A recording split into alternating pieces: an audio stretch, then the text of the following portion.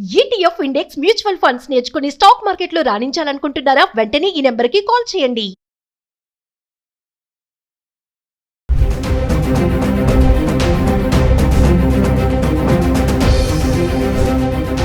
Present మనతో పాటు ఉన్నారు పబ్లిక్ స్పీకర్ రజనీ రమ్మ గారు.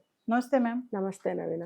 మేడం, బంగారం వెండి మరి రోజు రోజుకి విపరీతంగా పెరిగిపోతుంది. మనం కొన్ని వీడియోలో మాట్లాడుకున్నాం కూడా. మరి వచ్చే బడ్జెట్ లో వీటి మీద కూడా ఏమన్నా దృష్టి సారిస్తారా నిర్మలా సీతారామన్ గారు? చూడాలి. మరి ఒకసారి ధరల గురించి మాట్లాడుకుంటే మరి 24 క్యారెట్ల బంగారం ధర 1,60,000 ఉంది. 22 వచ్చేసి 1,40,000 ఉంది. ఇంకా వెండి అంటారు, చెప్పాల్సిన అవసరం లేదు, 3,80,000కి వెళ్ళిపోయింది. ఎనలిస్టులు ఏం చెప్తున్నారంటే ఇది 5 లక్షల వరకు కూడా వెళ్ళిపోతుంది అని కూడా చెప్తున్నారు. మరొకసారి మీ అనలిస్ట్. ఇప్పుడు బంగారం వెండి ధరలు తగ్గించడం అనేది సీతారామన్ గారి చేతిలో లేదు, నిర్మలా సీతారామన్ గారి చేతిలో లేదు. కాకపోతే మీరు అన్నట్టు ట్యాక్సులు జిఎస్టీలు తగ్గించే ఛాన్సెస్ అయితే ఉన్నాయని నాకు అనిపిస్తుంది. ఇంకా తగ్గించాలి కూడా. ఎందుకంటే ఇప్పుడు పాపం పెళ్ళిళ్ళని అవన్నీ ఇవన్నీ మిడిల్ క్లాస్ వాళ్ళు కొనుక్కోవాలంటే కనీసం కంటి తుడుపు ఓదార్పగానన్నా కాస్తంత తగ్గినట్టు అవుతుంది కదా. బంగారం కొనాలంటే 2 లక్షలు పెట్టాలి. ఖచ్చితంగా పెట్టాలి. ఇప్పుడు ఒక చిన్న ఏదైనా సరే 1 గ్రాముది మీరు తీసుకున్నా కూడా దాని మీద ఇంకా చాలా ఎక్కువ పే చేయాల్సి వస్తుంది.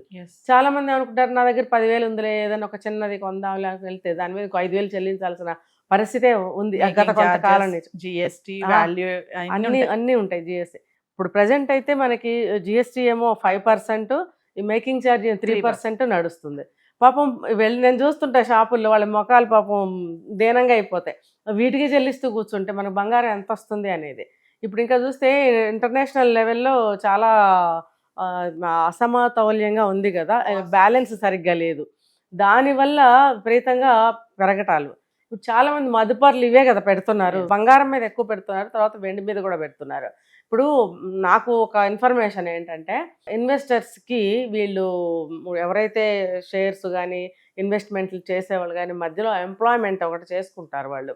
ఎందుకంటే ఏజెంట్ అని, మేనేజర్ అని ఇలా పెట్టుకుంటుంటారు.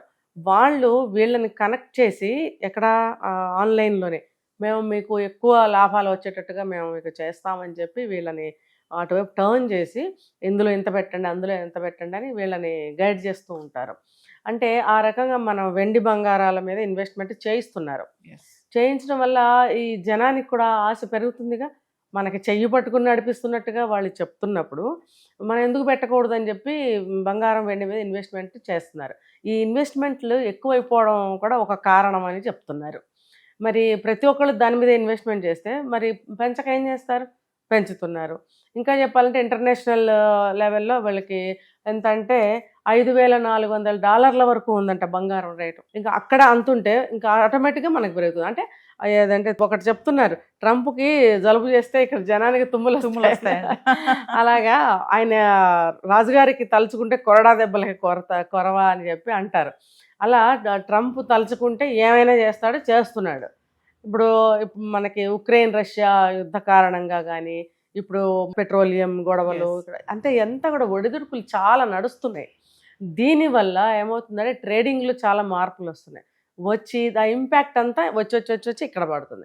ఎందుకయ్యా అని అంటే ఇప్పుడు సిల్వర్ తీసుకున్నామంటే ఎన్నో వాటిల్లో మన ఇండస్ట్రీస్లో, తర్వాత ఆటోమొబైల్స్, ఎలక్ట్రానిక్ గూడ్స్, ల్యాప్టాప్స్ తీసుకోండి, మొబైల్ ఫోన్స్ తీసుకోండి, మెడిసిన్స్ తీసుకోండి, ఏది తీసుకున్నా సరే సిల్వర్ వాడకం ఎక్కువగా ఉంటుంది. ఉండటం వల్ల దాని రేటు కూడా గోల్డ్ కన్నా ఫాస్ట్గా సిల్వర్ పెరిగిపోతుంది. ఇప్పుడు మీరు చెప్పారు 5 లక్షల వరకు వెళ్ళిపోవచ్చు.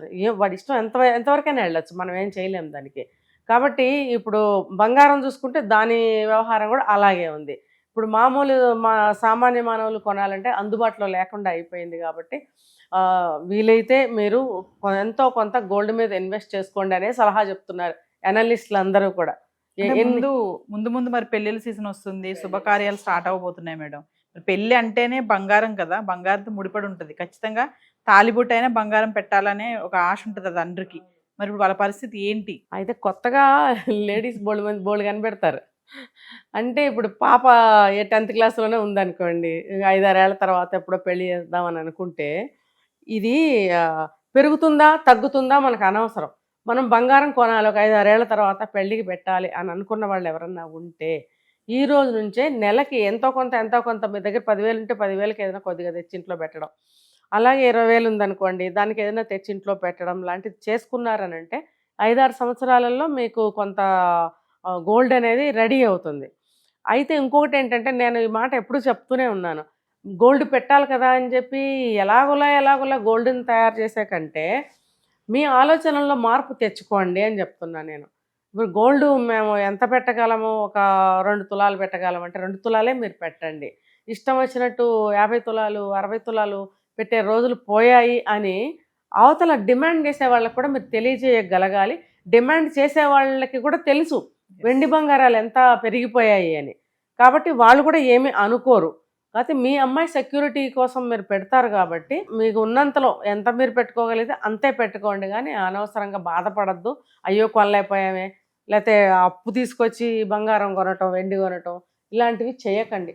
మంచిగా ఎడ్యుకేషన్ చేస్తున్నారు పిల్లలతో, చక్కగా మంచి ఎడ్యుకేషన్ చేయించి వాళ్ళకి ఒక మంచి దారిలో పంపేస్తే మంచి జాబ్స్ తప్పకుండా వస్తాయి. ఇప్పుడు చదివే చదువులకి జాబ్స్కి సంబంధాలు ఉండటం లేదు. అందుకని చెప్పి ఏది చదివించాలనుకున్నా ముందు బాగా ఆచితూచి సెలెక్ట్ చేసుకుని ఆ చదువు చదివిస్తే మంచిగా ఉంటుంది. అంటే ట్రెండింగ్. ఒక విషయం చెప్పండి మేడం, ఈ బంగారం వెండి ధరలు ఇలా పెరుగుతాయని ఎప్పుడైనా అనుకున్నారు అసలు? ఎప్పుడూ అనుకోలేదు, కానీ చిన్నప్పటి నుంచి మనం చూస్తూనే వచ్చాం. ఎప్పుడన్నా తగ్గిందా? పెరుగుతూనే మేరుపర్వతంలాగా అయిపోయింది కదా ఇప్పుడు. అంటే ఏంటి, ఎప్పుడు బంగారం పెరుగుతూనే ఉంది. ఇప్పుడు ఎప్పుడో 100 సంవత్సరాల నాడు మనం అనుకున్నాము 50 రూపాయలు 40 రూపాయలు తులం బంగారం అంట. మరి మనం చూడలేదు, స్వర్ణయుగం అని అదే మన ముత్తాతలు కొన్నప్పుడు అంటే అది స్వర్ణయుగంలో తలుపులు వండుకునే గిన్నెలు అన్ని బంగారమేనంట. మరి అలాగా మనకి 100 సంవత్సరాల క్రితం అంటే మనలాంటి వాళ్ళకి స్వర్ణయుగమే అది. కాబట్టి ఆ రోజులు వేరు. అంటే ఆ రోజులకి 40 రూపాయలు తులం బంగారం రేట్ ఎక్కువే. ఈ రోజుల్లో ఇది మనకి ఎక్కువ ఎలా అనిపిస్తుందో ఆ రోజుల్లో అది ఎక్కువే. ఏ రోజులకి ఆ రోజే ఆ ధర ఎక్కువే. కాకపోతే ఏంటంటే ఇప్పుడున్న లగ్జరీస్, ఇప్పుడున్న అవసరాలు, ఇప్పుడున్న అర్జెంట్లు అప్పుడు లేవు కాబట్టి డబ్బుని చాలా జాగ్రత్తగా దాచేవారు. బంగారాన్ని కానీ ఆస్తులు కానీ బాగా వాళ్ళు సంపాదించి దాచుకోగలిగారు. ఇప్పుడు ఏం చేస్తున్నాం, ఇప్పుడు కూడా మనం అంత డబ్బు దాచి కొనుక్కోవచ్చు, కానీ మనం అలా చెయ్యంగా. మనం ఇప్పుడు ఏది కోరుకుంటే దానికి దూకాలి. ఇప్పుడు పిజ్జా తినాలా, ఇప్పుడు ఐకియాకి వెళ్ళాలా, లేకపోతే ఇప్పుడు ఇంకో దగ్గరికి వెళ్ళాలా, లేకపోతే ఇప్పుడు మనం బర్త్డే సెలబ్రేట్ చేసుకోవడానికి మాల్దీవ్స్ వెళ్దామా, లేకపోతే హనీమూన్ సెలబ్రేట్ చేసుకోవడానికి స్విస్ వెళ్దామా, ఇలా అనుకుంటే మీరు బంగారం ఎలాగ ఉంటారు? ఆ డబ్బులు దాచిపెట్టారంటే బోల్డ్ బంగారం వస్తుంది ఏ రోజులకి ఆ రోజే.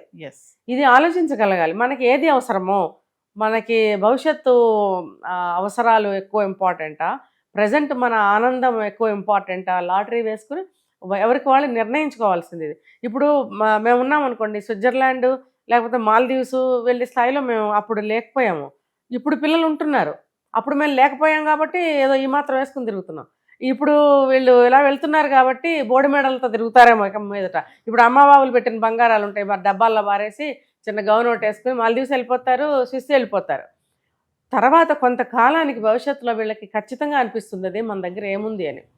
కాబట్టి ఏమంటారంటే ఇన్వెస్ట్మెంట్ కోసం బంగారం ఆనాడు ఈనాడు ఏనాడు కూడా బంగారం మీద ఎక్కువ మనం ఇన్వెస్ట్ చేయటం అనేది జరుగుతూనే ఉంది, ఒక సాంప్రదాయంగా వస్తుంది. కాబట్టి ఇది తెలుసుకోవాలి, ఇప్పటి వాళ్ళు కూడా తెలుసుకుని ఆ రకంగా మనం పొదుపు చేయగలిగితే ఏది అవసరమో ఏది అనవసరం అనేది తెలుసుకోగలిగితే ఏ కాలంలోనూ మనం బంగారం కొనుక్కోవచ్చు.